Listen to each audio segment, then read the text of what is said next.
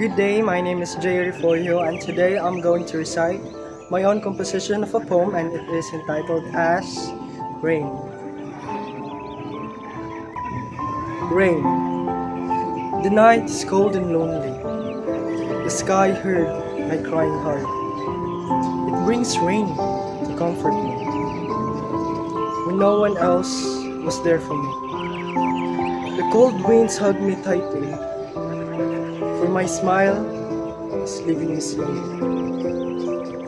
I am grateful you were there for me, but just like the rain in the sky, soon you will leave me behind.